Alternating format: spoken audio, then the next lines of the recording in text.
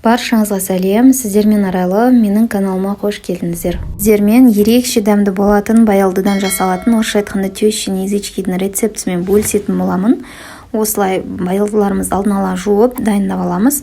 Барлығын осылай жіңішке етіп тураймыз. Қатты қалың емес, қатты тым жіңішке де болып кетпесін. Осылай орташа қылып турап аламыз барлығын. Мен міндетті түрде барлығын турап алғаннан кейін суға салып қоямын, тұзды суға. Себебі тұзды суда көбірек тұрған сайын баялдының ащы дәмі кетіп, жақсы болып тұрады. Міндетті түрде осылай жасауға кеңес беремін. Сіздер егер осылай суға салмайтын болсаңыздар, одан шамалы қышқылтым дәм шығып тұратын болады. Және де баялдыларыңыз шамалы қарайып кетеді. Баялдыларымыз суда міндетті түрде кемінде 15-20 минут тұру керек. Сол кезде ащы дәмі бәрі кетеді. Мен 1 сағатқа, 2 сағатқа дейін салып көргем. 1 сағат, 2 сағаттың шамасына тұрған кезде де баялды құртылмайды. Егер ерте салып қойсаңыз да солай салып қоюға болады.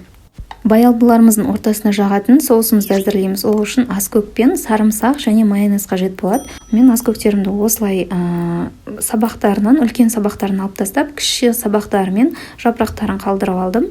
Қалауымша аскөкті қоспасаңыз да болады. Аскөк міндетті емес. Бізге аскөкпен ұнағандықтан біз аскөк қолданамыз. Сарымсақтарымызды майдалап аламыз. Үкіште немесе арнайы пресстен өткізсеңіз де болады. Майдалап осылай жұқа етіп аламыз. Барлығы майда болу керек. Жаққан кезде әр жерге бір жерде үлкен, бір жерде кіші болып жүрмеу керек. Міндетті түрде майда, өте майда болу керек. Барлығын ыдысымызға салып, үстінен майонезімізді салып, жақсылап араластырамыз. Қызанақтарымызды аламыз, жуып, жақсылап жуып, осылай дайындап аламыз. Мен 2 түрлі қызанақ түрін алдым. Біріншісі алқызыл түсті қызанақ, екіншісі қызыл қызанақ. Міндетті түрде 2 қызанақпен де жасап көріңіздер, өте керемет болады. Осылай қызыл түсті қызанағымызды осылай шамамен қатты қалың емес қылып, орташа қылып, жіңішке емес, осылай орташа қылып турап аламыз. Мен осылай орталарын барлығын кесіп болғаннан кейін барып қана осылай ортасын алып тастаймын.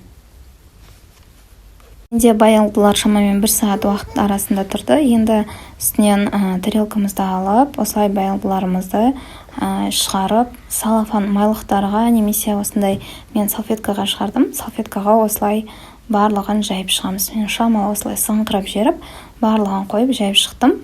Қалған су осылай болып тұрады. Оның аштылары, қара түстерін барлығы осыған шығып кетеді. Барлығын жайып болғаннан кейін үстінен осылай салфеткамен бір-бір басып шығамыз.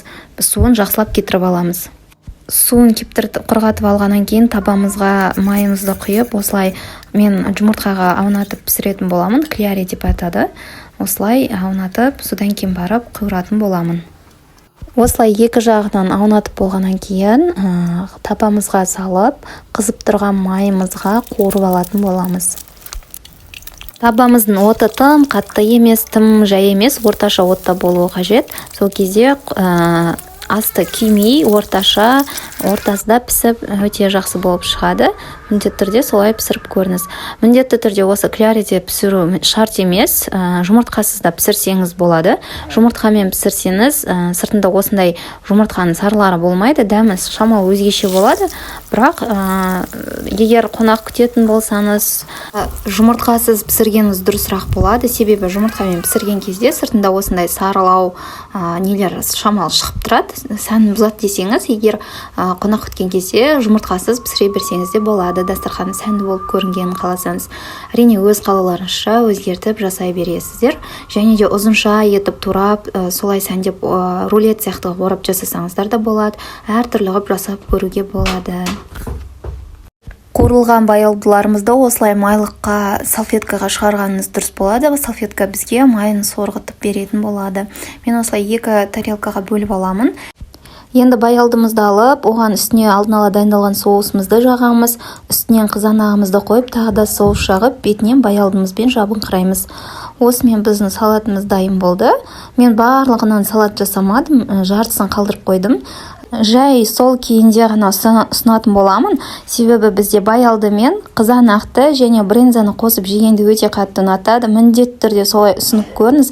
Брынза, қызанақ және де осы баялдымен қосып беретін болсаңыз, өте дәмді болып шығады. Міндетті түрде солай ұсынып көріңіздер. Менде осындай шықты. Егер видео ұнаса, комментарий қалдырып тіркелуді ұмытпаңыздар.